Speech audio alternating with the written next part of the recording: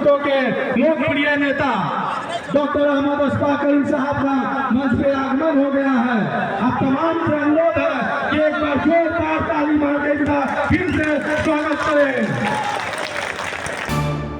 लोकसभा चुनाव सामने हैं, बस कुछ ही हफ्ते बाकी हैं। कल नोटिफिकेशन भी होने वाला है अधिसूचना का, और पूरे देश में हर पार्टी अपने अपने स्तर पर चुनाव की तैयारी में जुट गई है। आपका केबीसी न्यूज़ भी पूरी तरह तैयार है इस बार आपके साथ विशेष सेवा के साथ, विशेष सुविधाओं के साथ। आज हम शुरू कर रहे हैं हमारे नए स्टूडियो का पहला इंटरव्यू, और हमारा साथ दे रहे हैं इस बार राज्यसभा सांसद, सह कटिहार मेडिकल कॉलेज के और ट्रस्ट के मैनेजिंग डायरेक्टर, संस्थापक, जो कह लें संचालक, मालिक बोले, अहमद अशफाक करीम। हालांकि इनका पहले इनके बारे में थोड़ी बात बता दूं कि इनका जुड़ाव 1987 से ही कटिहार से रहा है, लगभग 37 साल हो गए। हालांकि भले ही इनका जन्म कटिहार में ना हुआ हो, लेकिन इसमें कोई शक नहीं कि गारंटी के साथ कहा जा सकता कि इनकी कर्मभूमि कटिहार ही है। और जहाँ तक मेरा परिचय भी इनसे लगभग 37 साल पुराना है, और 32 वर्षों से इनको मैं काफ़ी नज़दीक से जानता हूँ। 1992 में हम लोगों ने कटिहार मेडिकल कॉलेज में एक बड़ा कैंप किया था, जो सहरसा कमिश्नरी पुणे कमिश्नर से भी लोग कमिश्नर लोग आए थे। वो काफ़ी कामयाब कैंप रहा था। उस कैंप में भी इन्होंने हमें भरपूर सहयोग दिया था, उम्मीद से भी ज़्यादा। और जब जब हमारा काम पड़ा है व्यक्तिगत या सामाजिक रूप से, इनसे सहयोग मिला है। भले ही ज़िले में इनकी चर्चा बहुत ज़्यादा नहीं रही हो, लेकिन पर्दे के पीछे इनका कारनामा का, इनका किए गए कार्यों को कम नहीं आंका जा सकता है। तो आज हम इनसे बात करेंगे पर्दे के पीछे इन्होंने क्या किया है और पर्दे के सामने इन्होंने क्या किया है। तो हम शुरू करेंगे। सबसे पहले करीम साहब, आपका स्वागत है आज के केबीसी न्यूज़ के इस नए स्टूडियो में। ग्रीन स्टूडियो हमने इसका नाम दिया है, और इसमें पहला इंटरव्यू हम आपके साथ करने जा रहे हैं। तो आपका स्वागत है, आप अपने बहुमूल्य समय दिया, ये हमारा सौभाग्य है। हम पहले शुरू करते हैं कि करीम साहब, अभी आप राज्यसभा सांसद हैं और आगामी 2 अप्रैल तक आपको ये तमगा हासिल रहेगा। 2 अप्रैल के बाद आप राज्यसभा सांसद की जिम्मेदारी से मुक्त हो जाएंगे।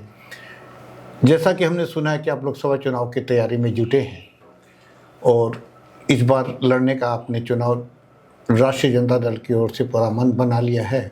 तो सबसे पहले इसी पे आपका जवाब चाहेंगे कि इसमें कितनी सच्चाई है, यह बताएं। देखिए, ऐसा है कि मैंने 37 सालों से इस कटिहार की ही नहीं बल्कि सीमांचल की जनता की और सीमांचल के पेरीफेरी यानी बंगाल तक के मरीज़ों का इलाज किया है, और निःशुल्क इलाज किया है। और सब कुछ शुरू से कैंप लगाकर, जैसा कि आपने कहा कि वो कमिश्नर साहब आए थे, आपके द्वारा बहुत सारी सर्जरी इस इलाके के लोगों की जनरल सर्जरी कराई गई थी वहाँ। कई बार आपने आँख की भी सर्जरी का कैंप लगाया कटिहार मेडिकल कॉलेज में। हम लोगों ने पूरी तरह सहयोग दिया। चूँकि हमारा कार्य क्षेत्र कटिहार है, तो जाहिर है कि मैं वैशाली ज़िला से, जहाँ मेरा पैतृक गांव है, आया ही था कि कटिहार के लोगों की और सीमांचल के लोगों की खिदमत करूं, स्वास्थ्य सेवा दूं।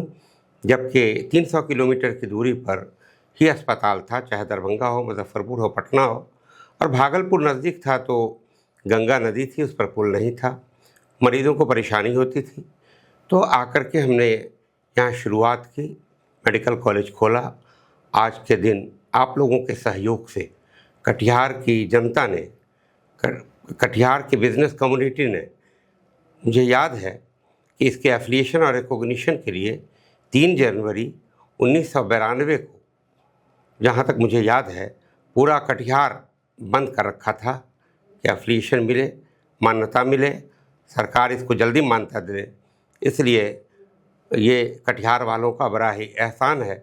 मैं शुक्र अदा करता हूँ, धन्यवाद अदा करता हूँ आपके माध्यम से कि उन सब लोगों का सहयोग था, इसलिए सबों को बहुत बहुत धन्यवाद। आइए, हमेशा धन्यवाद देता रहूँगा। और मुझे बहुत प्यार मिला, कटिहार से बहुत प्यार मिला।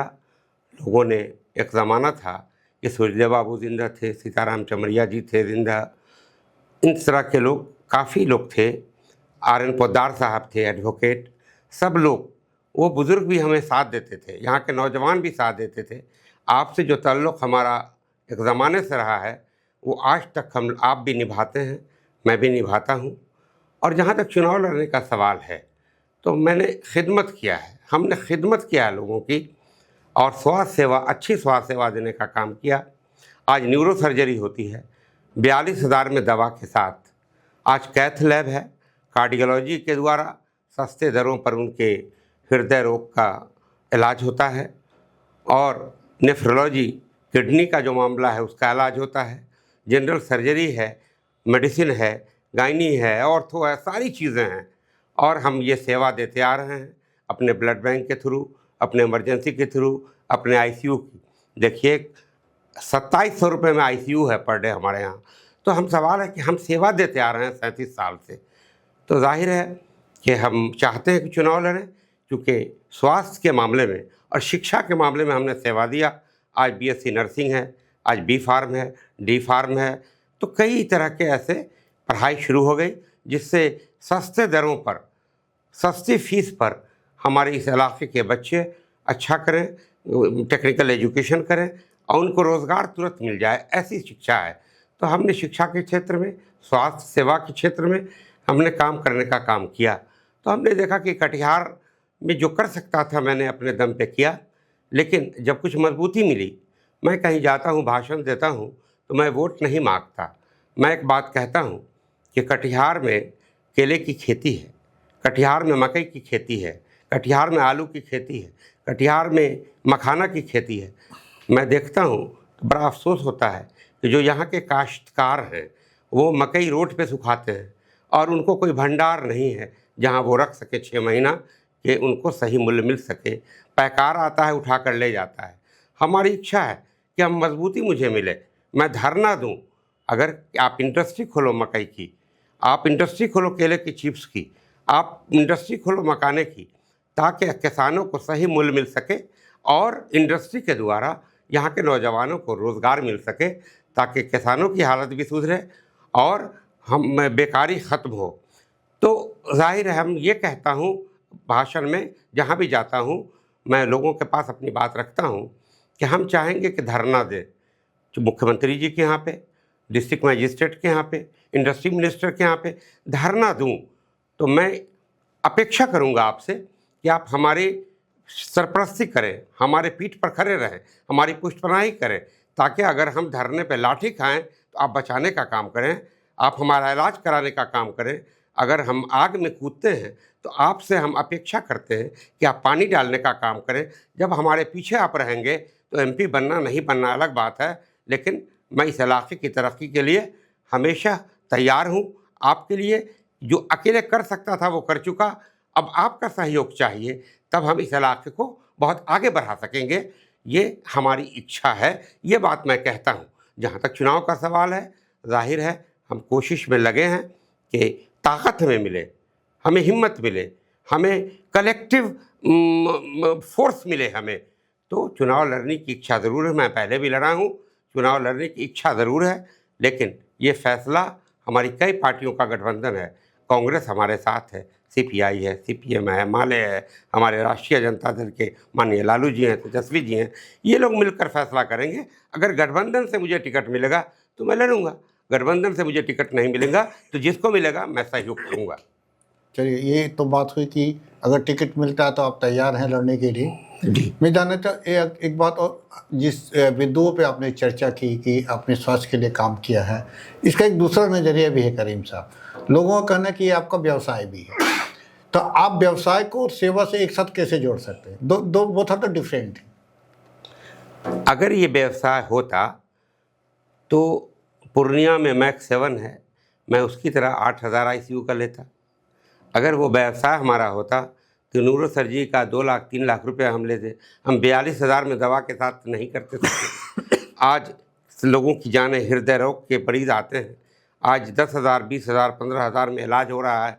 अगर इसको व्यवसाय कहते हैं तो ये बिल्कुल गलत है। मेरी नीयत खिदमत की और हम खिदमत कर रहे हैं। जनरल सर्जरी फ्री है, एनेस्थेसिया फ्री है, बेड फ्री है, नर्सिंग फ्री है, तीनों टाइम मरीज को खाना फ्री है। तो सवाल ये है कि भाई व्यवसाय इसको अगर कोई समझते हैं तो मैं उनसे आग्रह करना चाहता हूँ कि हमारे इस काम को सराहें। ये सोशल काम जो हम कर रहे हैं, स्वास्थ्य सेवा हो, अब देखिए शिक्षा है, नर्सिंग है, 1 लाख रुपया, 1.25 लाख रुपया साल है, 4 साल का डिग्री कोर्स है, उसी तरह से दूसरा भी है। और मैं सिर्फ हिंदुस्तान हिंदी के उस अखबार में देता हूँ जिसमें सिर्फ 13 डिस्ट्रिक्ट से निकलता है हिंदुस्तान हिंदी, ताकि इस तरह के बच्चे हमारे यहाँ आएँ, ताकि हमारा जो मकसद था कटिहार आने का, सीमांचल में आने का, उसका सही उपयोग हो सके। और वरना हम पटना में भी एडवर्टीज़मेंट करते, बाहर एडवर्टीज़मेंट करते, ताकि ज़्यादा पैसे वाले लड़के हमारे यहाँ आते। लेकिन नहीं, हिंदुस्तान हिंदी का जो संस्करण है, आप पता कीजिए कि सिर्फ जो 13 डिस्ट्रिक्ट के इस इलाके के लिए निकलता है, मैं उसमें एडवर्टीज़मेंट करता हूँ एडमिशन का। तो मेरी इच्छा है कि यहाँ के लोग ऐसी तालीम हासिल करें जिस पर रोज़गार के लिए भटकना नहीं पड़े, वो पास करें, उनको रोज़गार मिल जाए। मेरी ये नीयत है। मैं बिल्कुल व्यवसाय नहीं करता।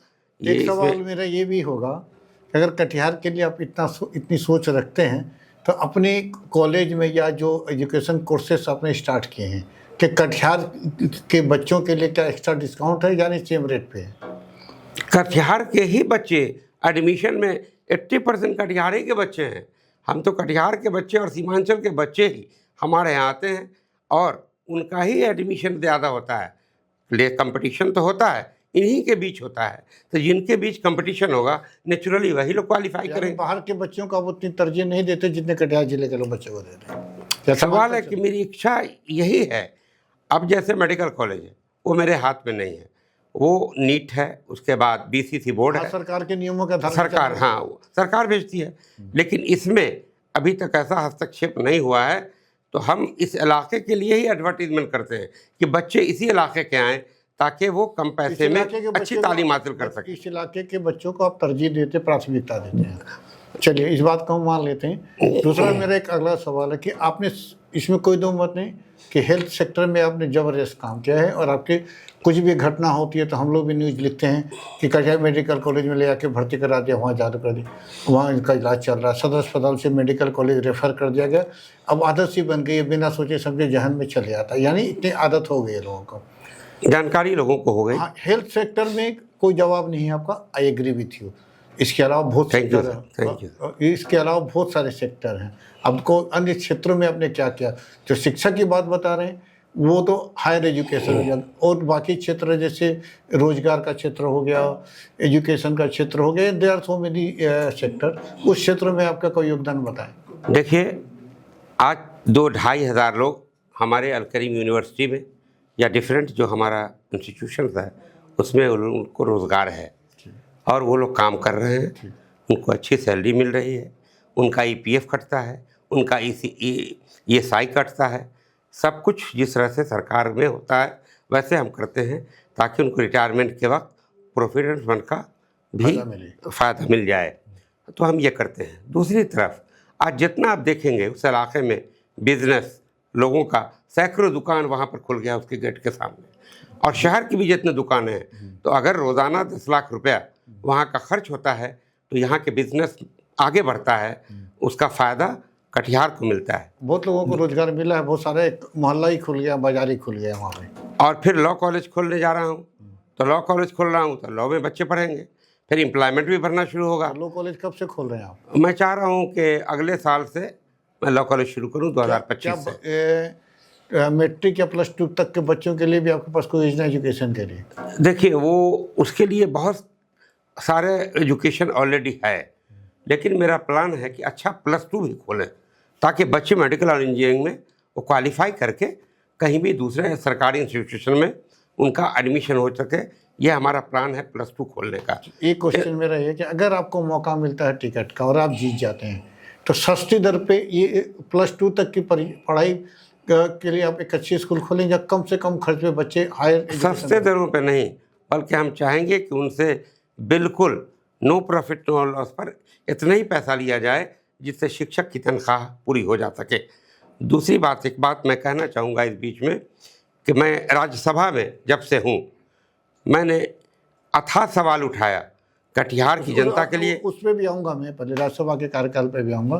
तो ये प्लान है आपका एजुकेशन को लेके कि आप अगर जीत जाते हैं, टिकट अगर पार्टी आपको देती है, गठबंधन आपको देता है और आप जीत जाते हैं, जनता आपको यहाँ तक जीत की सेहरा पहना देती है, तो अब एक क्राइटेरिया है कि अब अच्छी राष्ट्रीय स्तर के स्कूल खोलेंगे, वो भी मिनिमम खर्च पे बच्चों को वहाँ शिक्षा मिलेगी, +2 तक के बच्चों। देखिए, उससे पॉलिटिक्स से कोई ताल्लुक़ नहीं है, उसके जीतने से नहीं जीतने से इसका कोई सरोकार नहीं है। हम ऐसे भी खोलेंगे। हमने इतनी बड़ी संस्था आज खोली है, वो एक धरोहर है यहाँ की जनता के लिए। तो सवाल यह है कि हम खोलते आ रहे हैं, ये मेरा मिशन है। और जब यूनिवर्सिटी बन गई तो इसको अलीगढ़ मुस्लिम यूनिवर्सिटी, बनारस यूनिवर्सिटी, काशी विश्वविद्यालय नहीं बने तो फिर इस यूनिवर्सिटी का बहुत फ़ायदा नहीं है। इसलिए पॉलिटिक्स से इसको न जोड़ा जाए। पॉलिटिक्स अपनी जगह है, पॉलिटिक्स में आने के बाद या जीतने के बाद या राज्यसभा में आने के बाद मैंने ये चीज़ें यहाँ के लोगों को नहीं दिया है, बल्कि बगैर किसी पावर के, बगैर किसी हाउस के मैं करता रहा हूँ, और ये जब तक मेरी ज़िंदगी है मैं करता रहूँगा। यहाँ की सेवा शिक्षा के मामले में, चाहे जिस तरह की भी शिक्षा हो, जो भी हमारा इकोनॉमी हमारा परमिट करेगा, मैं आगे बढ़ाता रहूँगा शिक्षा को, कि यहाँ के लोगों का लेवल, बच्चों का आगे बढ़ता रहे, उनको रोज़गार मिलता रहे। ये मेरा मिशन है। यानी एल करीम यूनिवर्सिटी को आप BHU और AMU के तक के लेवल तक ले जाना चाहते हैं ताकि लोगों को फ़ायदा मिले। या बिल्कुल ठीक। अब आते हैं आपके राज्यसभा कार्यकाल के लिए। 6 साल आपको पूरे होने जा रहे हैं, 2 अप्रैल को आपको 6 वर्ष पूरे हो जाएंगे। जी हाँ। राज्यसभा के बारे के कार्यकाल में कहा जाता है कि आपने बहुत जबरदस्त ढंग से कटिहार की समस्याओं को नहीं उठाया, आपका क्या कहना है? देखिए, ऐसा है कि 2 बात बता दूं। एक तो ये 6 साल जो हमारा गुजरा है, ये अपोजिशन में मैं रहा, सरकार में नहीं रहा। अगर MP बनता है तो केंद्र में मंत्री बनता है, अगर मंत्री नहीं भी बनता है, उसकी अपनी सरकार होती है, तो बहुत काम MP रह कर के भी करा लेता है। लेकिन सवाल इसके कि मेरा जो 5 करोड़ हर साल मिला, उसके लिए मैंने बहुत सी सड़कें बनवाई, नाले बनवाए, जहाँ जहाँ जो ज़रूरतें, कुछ भवन बनवाए, मैंने कुछ सामुदायिक भवन बनवाए। तो ये मैं करता रहा। और एज ए अपोजिशन में रह करके मैं राज्यसभा में, चाहे यहाँ के कटाव का मामला हो, यहाँ के काश्तकारी का मामला हो, यहाँ के शिक्षा का मामला हो, यहाँ के स्वास्थ्य सेवा का मामला हो, GST का मामला हो, मैं हमेशा सवाल उठाता रहा। जो लोगों का कहना है कि नहीं उठाया, वो हमारे पास बैठे, वीडियो देखें, बहुत से सवालात आते हैं जिसका जवाब मिलता है राइटिंग में। वो हमारे पास एक पलंडा है, वो वीडियो पे नहीं आता, तो हमारे पास है। सेटिस्फैक्शन के लिए अगर जो भी चाहें वो देखें। और एक तो अखबार में भी हमेशा आता रहा, जितना भी सवाल उठा, जो लोग पढ़ते थे अखबार, जो लोग सोशल मीडिया देखते हैं, वो इस बात से अवगत हैं। मैंने काफ़ी सवाल उठाए और मैं समझता हूँ कि 100 सवाल से कम ने मैंने नहीं उठाया इस कटिहार की जनता के लिए और देश की जनता के लिए, खास तौर पर सीमांचल और कटिहार की जनता के लिए। एक तो हमने देखा कि आपने पूरे देश में टैक्स पेड कंट्री में बच्चों की शिक्षा को मुफ्त करने की मांग का मुद्दा उठाया था। जी, ये तो है कि ये हमारे नज़र से गुजरा है। तो ठीक है, अगर आपने समय समय पर सवाल उठाता उठाई है तो चलिए हम देखेंगे और कौन कौन सा वीडियो हम वो तो प्रूफ है हम वीडियो पे। अब एक अगला सवाल मेरा ये कि चलिए राज्यसभा का कार्यकाल 2 अप्रैल को हो गया जी, आप लोकसभा चुनाव से जीत जाते हैं, तो आपकी प्राथमिकता पूरे जिले के लिए क्या होगी? कम शब्दों में बताइए। किसी भी चीज़ का फाउंडेशन शिक्षा पे है। लोग शिक्षित होते हैं, वो अपना रास्ता ढूंढ लेते हैं, चाहे उनकी प्रतिष्ठा उनको ही मिलती है जो शिक्षा हासिल करते हैं, जो शिक्षित होते हैं, और पैसा भी अच्छा खासा अच्छे ढंग से, अच्छे रिसोर्सेज से वही कमा पाते हैं प्रतिष्ठा के साथ। इसलिए मेरी प्राथमिकता होगी कि शिक्षा, उनको अच्छी शिक्षा दी जाए, ताकि बुनियादी शिक्षा, ताकि वो अपना रास्ता चुन सकें और रोज़गार उनको मिल सके। हमारी ये प्राथमिकता होगी। जिले में शिक्षा का विकास हो और रोज़गार एम्प्लॉयमेंट हो, ये दो आपका 2 प्राथमिकता है। हाँ। अगला सवाल कि हम राष्ट्रीय स्तर पे आते हैं कि 2 गठबंधन की लड़ाई दिख रही है पूरे देश में। एक तरफ एनडीए है नरेंद्र मोदी के नेतृत्व में, और दूसरी तरफ इंडिया गठबंधन है लालू जी, राहुल गांधी और बाकी पार्टियों के नेतृत्व में। आपको क्या लगता है कि किसकी सरकार बनेगी, ये बताएं। देखिए, बहुत साफ बात है, इंडिया गठबंधन जो है वो गरीबों की पार्टी है, गरीबों का गठबंधन है। अब लालू जी इसको आप देखिए, शुरू से देखिए, बहुत बड़ा दो गुण है कि उन्होंने कभी भी नरेंद्र मोदी से हाथ मिलाने का काम नहीं किया। एक पॉलिसी है उनकी, आर या पार, और गरीबों की पार्टी है। हमेशा उन्होंने कोशिश किया कि गरीबों को इसका, चाहे वो जिस मज़हब के लोग हों, जिस धर्म के लोग हों, जिस बिरादरी के लोग हों, उनको बोलना सिखाया, उनको आवाज़ दिया, और उनके लिए उनकी सोच है, और वही सोच इस पूरे गठबंधन की है। इसलिए जो गरीब हैं वो लालू जी के साथ हैं। आज के दिन में उनके गठबंधन सीपीआई सीपीएम माले के साथ हैं, कांग्रेस के साथ हैं। इसलिए मैं समझता हूँ इंडिया गठबंधन मजबूत गठबंधन है, छोटे लोगों की पार्टी है। वो एनडीए बिजनेस कम्युनिटी की पार्टी है, बड़े लोगों की पार्टी है, और आबादी है गरीबों की, चाहे वो जिस धर्म के हों। इसलिए हमारी सरकार केंद्र में बनने जा रही है, इंडिया गठबंधन की बनने जा रही है, चूँकि लोगों का यकीन बन चुका है। और 10 साल में जो नरेंद्र मोदी जी की सरकार में क्या हुआ नहीं हुआ, जनता पूरी तरह अवगत है। आप खुद देख रहे होंगे कि जो सोशल मीडिया पर जो चीज़ें आती थी वो अब उल्टी आ रही है, उल्टी गंगा बह रही है। लोगों के महंगाई को लेकर, बेरोज़गारी को लेकर, और जितनी वादे उन्होंने किया था वो सारे खोखले साबित हुए। तो जनता समझ चुकी है। इसलिए ये बात बिल्कुल साफ है कि इंडिया गठबंधन की सरकार बनने जा रही है, और मैं कहता हूँ कि बड़े अच्छे पोजीशन से, बहुत ज़्यादा मेंबर के साथ ये सरकार बनेगी, और ज़रूर बनेगी। यही होने जा रहा है। बिहार की राजनीति पे आते हैं। नीतीश कुमार इंडिया गठबंधन को छोड़ कर चले गए, बिहार की राजनीति में इसका क्या इम्पैक्ट पड़ेगा, प्रभाव पड़ेगा? देखिए, नीतीश जी ने बेयकीनी बना लिया है जनता के सामने। जनता ने उन पर यकीन करना छोड़ दिया है कि यह कब किधर मारेंगे पलटी, कब किधर जाएंगे। ये हमेशा इस सोच में, इस बार तो कम से कम जनता ये समझ रही थी कि अब ये रह जाएंगे, लेकिन इस बार का चले जाना उनके लिए, उनके पार्टी के लिए बहुत घातक हुआ, और उसका खमियाजा भाजपा को भी भुगतना पड़ेगा। यानी एनडीए को भी बिहार में ये खमियाजा भुगतना पड़ेगा, और उनके आने जाने का सिर्फ उनको ही नहीं बल्कि पूरे एनडीए का नुकसान हुआ, और जिसका फ़ायदा उस पार्टी को मिलेगा जो इंडिया गठबंधन है बिहार में। हमारे 4-5 पार्टी की जो गठबंधन है उसे ही मिलेगा। इसलिए कि लोगों का यकीन इस पर बना है। आपने देखा कि जब रोज़गार का मामला आया, नीतीश जी कहते थे कि अरे ये लड़का बोलता है 10 लाख कहाँ से रोज़गार देगा, पैसा कहाँ से आएगा। और जब वो भाजपा छोड़कर यहाँ आए तो लाखों नौकरी मिल गई टीचरों को। सारे ज़िला में देखिए कि हर ज़िला में जाके देखिए लोगों को नौकरी मिल गई। तो सवाल यह है कि जब वो इधर आते हैं तो नौकरी मिल जाती है, जब उधर चले जाते हैं तो नौकरी ख़त्म हो जाती है। इसका मतलब है कि एनडीए नहीं, भाजपा भी नहीं चाहती है कि नौकरी हो। जहाँ नीतीश जी भी नौकरी नहीं दे पाए और इधर आए तो देखा डिप्टी चीफ मिनिस्टर होकर के भी अपने बल पर कन्विंस करके नौकरी ले लिया, और अच्छी खासी नौकरी लोगों को दिया, रोज़गार मिला। जनगणना की बात हुई कि जिसको जितनी आबादी होगी उस आबादी के तनासुब से उसको उसका लाभ मिलेगा। जब यहाँ आए नीतीश जी तो यह मामला हम लोग चाहते थे हो गया, फिर उधर गए मामला ख़त्म हो गया। जब इसके पहले भी एनडीए में थे, भाजपा में, तो ये जनगणना नहीं हो सका।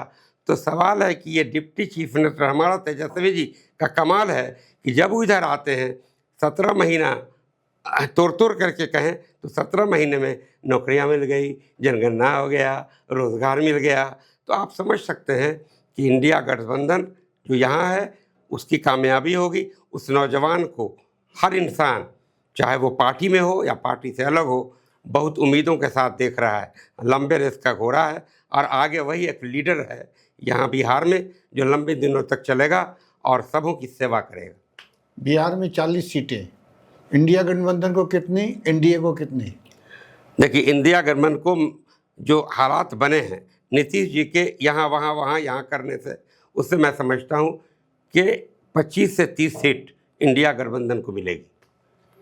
25 से 30 सीट, यानी आप मान के चलते हैं कि उन 40 सीटों में एनडीए सिमट के 10 से 15 सीट पे रह जाए। बिल्कुल।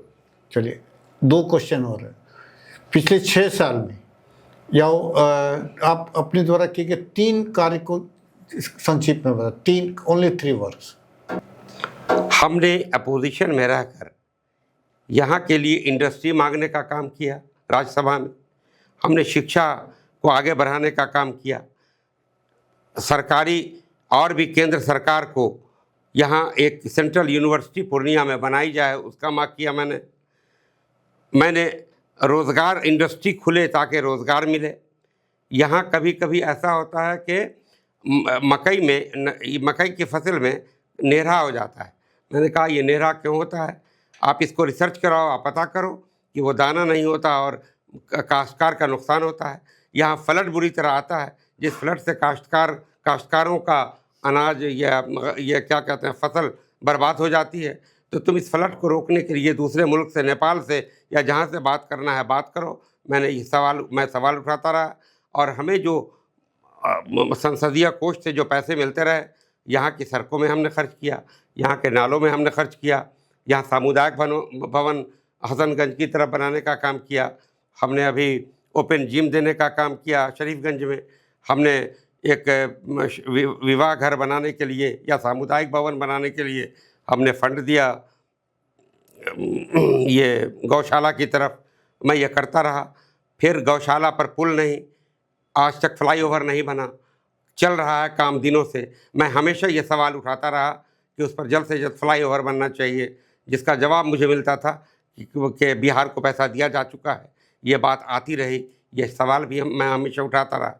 तो यहाँ के लिए मैंने यहाँ साफ़ पानी मिले, आर्सेनिक पानी फ्री पानी मिले, आयरन फ्री पानी मिले, इसके लिए मैं सवाल उठाता रहा कि इस पर केंद्र सरकार को भी सोचना चाहिए कि किस तरह से स्वस्थ रहे वहाँ की जनता, जहाँ आयरन मुक्त और आर्सेनिक मुक्त पानी मिले, जो आज तक नहीं हो सका। और अपोजिशन में हूँ तो जाहिर है कि मांग ही कर सकता था, आप लोगों के वोट से, जनता के वोट से हमारी सरकार बन जाए तो ये सारी चीज़ें जो मांग करता था वो कल मैं करवाऊंगा, इम्प्लीमेंट होगा।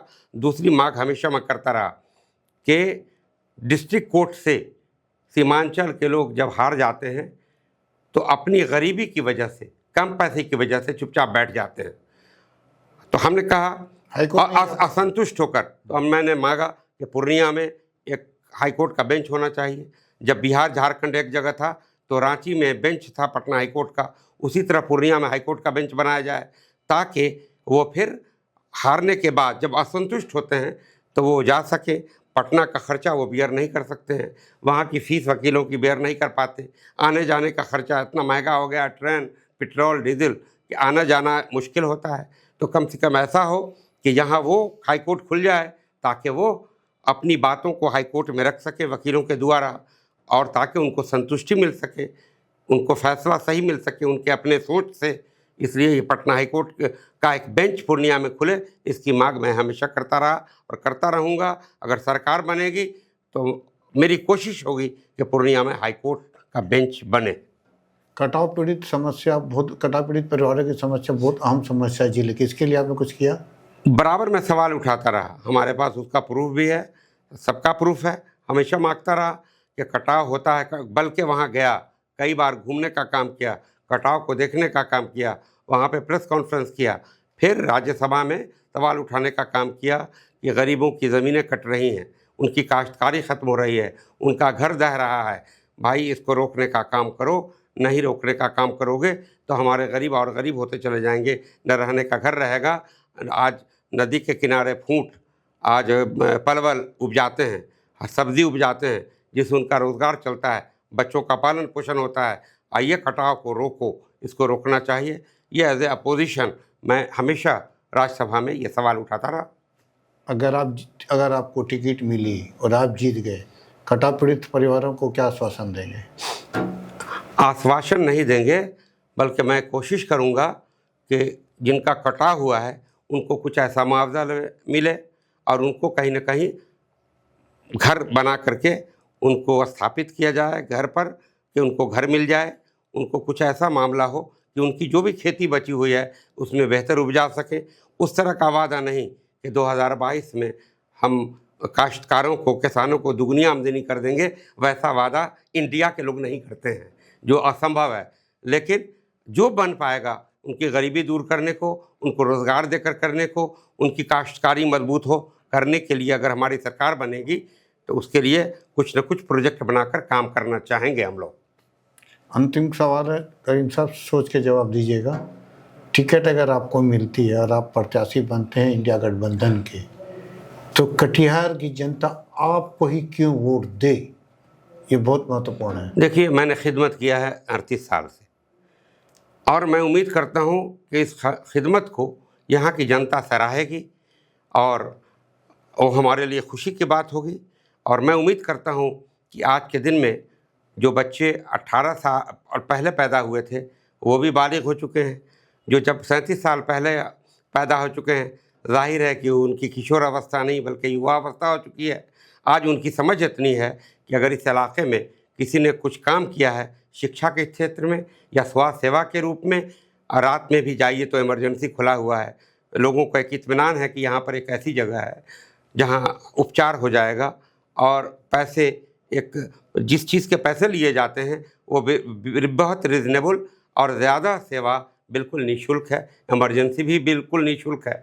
तो लोग ये समझते हैं कि अशफाक करीम ने काम किया है, तो मुझे उम्मीद है कि हमारे काम की वजह से वो ज़रूर हमारी तरफ देखेंगे और वो हमें कामयाब करना चाहेंगे, ताकि आगे और भी हम दूसरा काम कर सकें, सेवा का स्पेक्ट्रम, सेवा को और बड़े पैमाने पर हम अपनी सेवा कटिहार को दे सकें। इसलिए मेरी आशा है कि वो ज़रूर हमें कामयाब करने की कोशिश करेंगे और कामयाब करेंगे। चलिए करीम साहब, आप आए KBC न्यूज़ के स्टूडियो, आपने अपनी बातें रखी। आपका कहना है कि लोग जनता इसलिए आपको वोट दे कि आपने स्वास्थ्य के क्षेत्र में काफ़ी अच्छा काम किया है, लेकिन मेरा ये कहना है कि स्वास्थ्य के अलावा बहुत सारे क्षेत्र हैं, सड़क है, यातायात है, पुल पुलिया है, एजुकेशन है, लोगों की और भी पॉलिटिकल सोशल समस्याएं हैं, उस पर भी आपको थोड़ा ध्यान देना होगा, ताकि उन समस्याओं की तरफ अगर आप ध्यान देंगे तो उम्मीद है कि जनता आपको जीत का सेहरा बनाएगी। लेकिन फिलहाल KBC न्यूज़ आपको टिकट मिले, आप प्रत्याशी बने और जनता आपको जीत का सेहरा बनाए, KBC न्यूज़ की आपकी शुभकामनाएं हैं। और अगर आप प्रत्याशी बनते हैं तो KBC न्यूज़ की पूरी टीम आपके पीछे खड़ी है और आपको हर संभव सहयोग देने का वादा करती है। धन्यवाद, बहुत शुक्रिया, बहुत जनता से शुक्रिया। भी धन्यवाद। और हम आपको इसी तरह के कार्यक्रम जनता को विश्वास दिलाते हैं कि पूरे चुनाव के दौरान इस बार KBC न्यूज़ टीम नई तकनीक के साथ हर कार्यक्रम का जगह जगह से सीधा प्रसारण करेगी, लोगों से मिलेगी, जनता गरीबों से मिलेगी, गांव-गांव जाके मिलेगी और उनसे हम सीधा सवाल पूछेंगे और वो सवाल सीधे जनप्रतिनिधि के सामने रखेंगे। जो जनप्रतिनिधि जनता की समस्याओं से सीधे हृदय से जुड़ेगा, जमीन स्तर पर जुड़ेगा, KBC न्यूज़ अब जनता को विश्वास दिलाती है कि हर उस जनप्रतिनिधि के पीछे KBC न्यूज़ की पूरी टीम हर संभव उसको जिताने का प्रयास करेगी। आपने बहुत बड़ा काम किया है, जनता को सही बातों से लीडर्स के या और लोगों से अवगत कराने का जो यह काम किया है, इस कटिहार की छोटी सी जगह में इतना अच्छा KBC के ज़रिया इतना अच्छा स्टूडियो बनाकर और यहाँ के लोगों को, सीमांचल के लोगों को जो सच्चाई से अवगत कराने की कोशिश की है, आपने बड़ा काम किया है। इसके लिए आपको बहुत बहुत धन्यवाद। ईश्वर आपकी उम्र को और आगे बढ़ाए स्वास्थ्य के साथ, ताकि आप और भी इस क्षेत्र में और दूसरे क्षेत्रों में भी काम कर सकें। बहुत बहुत धन्यवाद, बहुत बहुत शुक्रिया। जनता को मैं एक सूचना दे दूं कि इस बार KBC न्यूज़ की टीम पूरी नई साजो सज्जा के साथ तैयार है। KBC न्यूज़ के पास अत्याधुनिक 2 स्टूडियो हैं। इस बार सारी तकनीकी सुविधाएं हैं जो जिले या पूरे देश के हर जगह से सीधा प्रसारण करेगी। समीक्षा की टीम है, सब कुछ हमने सेटेलाइट टेबल पर स्थापित कर लिया है। बस सब सेटेलाइट पे नहीं है, लेकिन ये विश्वास रखिए कि निस्वार्थ और स्वच्छ प्रसारण हम करेंगे और निर्विवाद रूप से जनता के साथ खड़े रहेंगे। और उम्मीद है कि जनता का प्यार पहले की भांति इस बार और आगे भी हमें इसी प्रकार मिलता रहेगा। फिर मिलेंगे अगले कार्यक्रम में जल्द ही। इजाज़त दीजिए, नमस्कार।